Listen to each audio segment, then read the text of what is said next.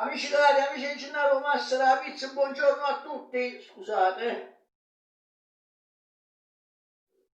sono rientrato prima perché l'appuntamento è stato rinviato. La pioggia ci ha sorpresa all'improvviso e per cui se ne parla di male o troppo di male.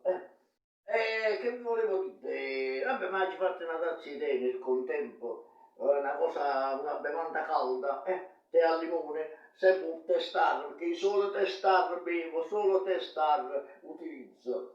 Adesso mi devo, lo piglio in botte e poi, è ancora bello caldo,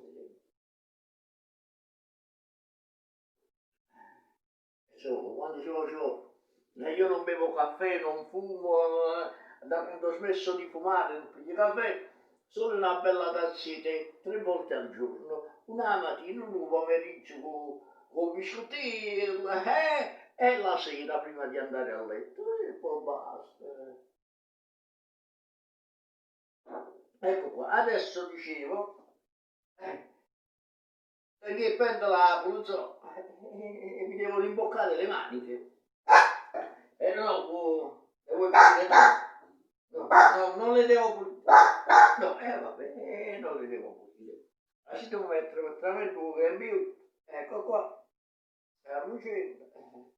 Perché ci vengo un grembiule, altrimenti qua se si schizza l'acqua, siamo fottuti. Se mai ci fatto un bagno stamattina cacchio, faccio pure un bagno nella punto, ma che cacchio?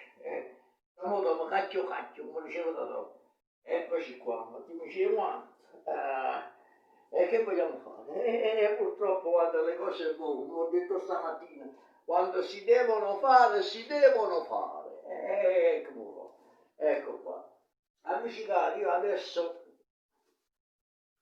mi pulisco sta roba, poi eventualmente preparo la nostra, ecco qua, mi preparo qualcosa per pranzo oppure me lo vado da Teresa Iorio, vado a mangiare da Teresa, questo è quello che trovate qua, a spugnetta rossa, eccola qua, e come mi ha insegnato mia mamma, a spugnetta verde e gialla, e che volete fare? Allora amici cari, amici di Roma, per adesso vi saluto, ci vediamo alla prossima.